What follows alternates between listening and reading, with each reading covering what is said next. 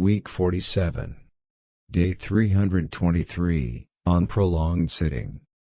Because a dramatic reduction in energy expenditure was not accompanied by reduced appetite, prolonged sitting may promote excess energy intake, leading to weight gain in both men and women.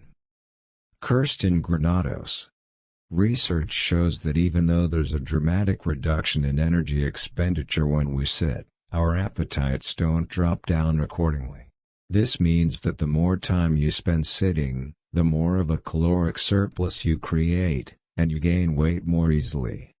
This poses a big problem for self-discipline because no amount of self-control will help you lose weight if you don't expend much energy but your appetite behaves as if you did.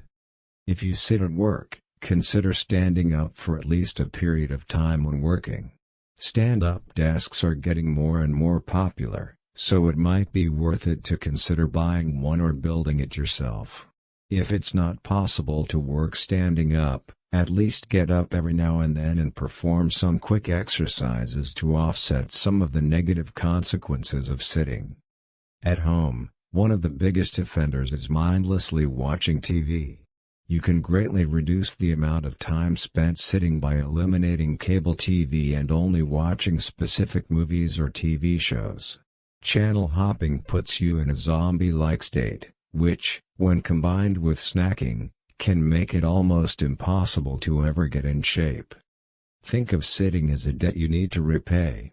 Fortunately, you can repay the debt not only with actual exercise, but also with little actions, standing up in the kitchen, performing household chores, taking the stairs instead of the elevator, parking a little bit farther away from the entrance to the supermarket. Strive to move as much as you can, and you'll reduce the negative impact prolonged sitting has on your well-being and increase your chances of successfully shedding the belly fat. Day 324, on ignoring the world when you're down. So long as the man with ambition is a failure, the world will tell him to let go of his ideal, but when his ambition is realized, the world will praise him for the persistence and the determination that he manifested during his dark hours, and everybody will point to his life as an example for coming generations. This is invariably the rule. Therefore, pay no attention to what the world says when you are down. Be determined to get up, to reach the highest goal you have in view, and you will. Christian D. Larson. Larson's words were as true during his era. He wrote those words in 1912, as they are now. If you're ambitious, something that most people lack, you're already considered a little weird by society's standards. People will try to persuade you to give up or take it easy because it's a threat to their own egos. If you, a person just like them, manages to turn his or her dreams into reality, what does it say about their capabilities? This invariably changes when you reach success. While you were down, few people stopped to lend a helping hand or offer you words of support. When you're successful, suddenly everyone proclaims that they knew from the get-go that you would succeed. If you're currently struggling and feeling down, make an effort to surround yourself with positive input as if you wanted to build a protective bubble around yourself. Keep away from negative people who would love to finish you off with their nasty remarks.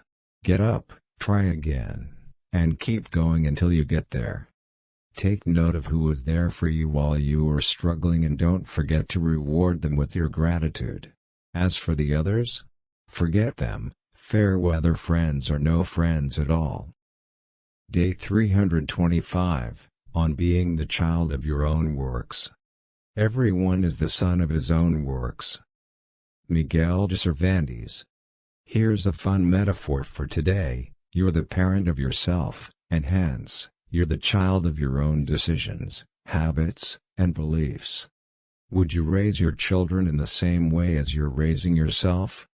Are you being a good parent, ensuring that their child grows up with self-discipline, or are you lax, constantly cutting your child some slack and ultimately turning them into a weak-willed adult? Are you understanding and supportive or critical and mean when your child makes errors while trying to fail their way to success? Lastly, are you setting a good example? Do you expect one thing from your child and then do the opposite when they aren't looking? Day 326, on your deeds determining you. Our deeds determine us, as much as we determine our deeds. George Eliot. You control what actions you take or don't take, but in the long run, the actions that you take or don't take also control you because they determine who you are. As confusing as it sounds, there's an important lesson hiding in there. When pondering what to do or not do, ask yourself what the person you'd like to become would or wouldn't do. We define people by actions they take, so if you change the actions you take, you'll also change your own definition of yourself. For example, a person who runs often is a runner, while a person who constantly exposes themselves to danger for the fun of it is a daredevil. On the opposite end of the spectrum, a person who sits on the sofa the entire day is a slacker, while a person who never stands up for themselves is a doormat. The primary determinant of a runner, daredevil, slacker or doormat, rather than a specific adjective or trait, is what actions they take or don't take. Each action of yours, just like each thought or habit you have, has an impact on the direction your personal change is going to take. Think beyond the immediate consequences and consider each deed as a building block of the new. What actions are congruent with the person you desire to become and what deeds aren't? When thinking of the person you want to become in the future, along with setting new goals, make a list of actions the desired future you will engage in regularly and the actions that person will refuse to perform. For example, if you want to become a more positive person, some of the actions you will engage in regularly include smiling, laughing, and expressing your gratitude, while some of the actions you will refuse to perform would be complaining, brooding, and criticizing. Day 327, on the biggest person standing in your way. You might occasionally feel that some people are standing in the way and slowing your progress, but in reality the biggest person standing in your way is you. Others can stop you temporarily, you are the only one who can do it permanently. Zig Ziglar. When others sabotage your efforts to implement a positive change in your life, it's tempting to blame them for your lack of results. However, while they can affect your endeavors temporarily, in the end it's only you who can torpedo your dreams. For one, ultimately it's you who makes a judgment of what the action of another person means to you and your goals. You can approach somebody's effort to sabotage your dreams as an excuse to give up, or you can treat it as an obstacle that is an inherent part of the process. A friend who taunts you about your lack of results when dieting might discourage you, or they might boost your resolve to show them what you're capable of. Second, when other people try to limit your dreams, question your abilities, or tell you to stop having your head in the clouds, ultimately it's not their belief that counts, it's what you yourself think about the feasibility of your goals. Will you be bothered by people who doubt that you'll ever build a successful business? Of course you will. Will they make you doubt that you'll succeed? That would happen only if you let them, by valuing their words more than your own belief in your abilities. Finally, when others are required to make your dreams come true and it seems as if they're actively against you, say, a gatekeeper who won't let you get through to the CEO of the company you'd like to sell your services to, yet again they are not the ones who can destroy your goal. It's still up to you. You can come up with a different way to reach the CEO or develop a completely different approach to sell your service and grow your business. Others can slow your progress, but it doesn't mean that you're powerless. When somebody stands in your way, jump over them, crawl underneath them, go around them, or punch them in the face. Just kidding with the last one. Day 328, on anger. If you don't want to be cantankerous, don't feed your temper, or multiply incidents of anger. Suppress the first impulse to be angry, then begin to count the days on which you don't get mad. Epictetus. Anger, or any other emotion that leads to impulsive decisions that you later regret, is an enemy of self-discipline.